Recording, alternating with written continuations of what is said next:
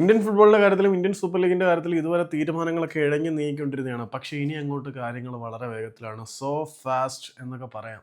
All India football ഫെഡറേഷന്റെ deputy secretary ആയിട്ടുള്ള സത്യനാരായണൻ എല്ലാ ISL ക്ലബ്ബുകളുടെയും മേധാവികളെയും മാനേജർമാരെയും ഫോണിൽ ബന്ധപ്പെട്ട് ഇന്ന് വൈകുന്നേരം 3 മണിക്ക് ഡൽഹിയിൽ ഒരു അടിയന്തര യോഗത്തിൽ പങ്കെടുക്കണം എന്ന് അറിയിച്ചിരിക്കുകയാണ്. ഈ ഒരു അടിയന്തര യോഗത്തിൽ വെച്ച് ഇന്ത്യൻ സൂപ്പർ ലീഗിന്റെ ഡേറ്റ് ഉൾപ്പെടെയുള്ള കാര്യങ്ങളിൽ ഒരു അന്തിമ തീരുമാനം വരും.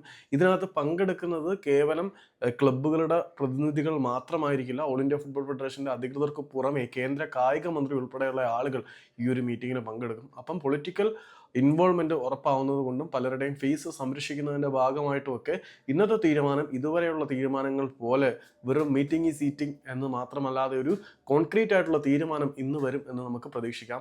ഇന്ന് അടിയന്തരമായിട്ട് എല്ലാ ക്ലബ്ബുകളുടെയും അധികൃതരെ ഡെപ്യൂട്ടി സെക്രട്ടറി ഫോണിൽ ബന്ധപ്പെട്ട് ഡൽഹിയിലേക്ക് ഇന്ന് 3 മണിക്കുള്ളിൽ എത്താൻ പറയുകയും കേന്ദ്ര കായിക മന്ത്രിയുടെ ഇടപെടലുകളും വ്യക്തമാക്കിയ സ്ഥിതിക്ക് ഇതുവരെ ഉണ്ടായിരുന്ന തട്ടിക്കൂട്ട് മീറ്റിങ്ങുകൾക്കപ്പുറത്തേക്ക് ഇന്ത്യൻ സൂപ്പർ ലീഗിന്റെ ഡേറ്റ് ഉൾപ്പെടെയുള്ള കാര്യങ്ങൾ അല്ലെങ്കിൽ ഫോർമാറ്റ് ഉൾപ്പെടെയുള്ള കാര്യങ്ങൾക്ക് ഇന്ന് ഒരു തീരുമാനം ഉണ്ടാകും എന്നാണ് പ്രതീക്ഷിക്കുന്നത്. അപ്പോൾ കാര്യങ്ങൾ എന്താണ് എന്ന് കാത്തിരുന്ന് നമുക്ക് കണ്ടറിയാം.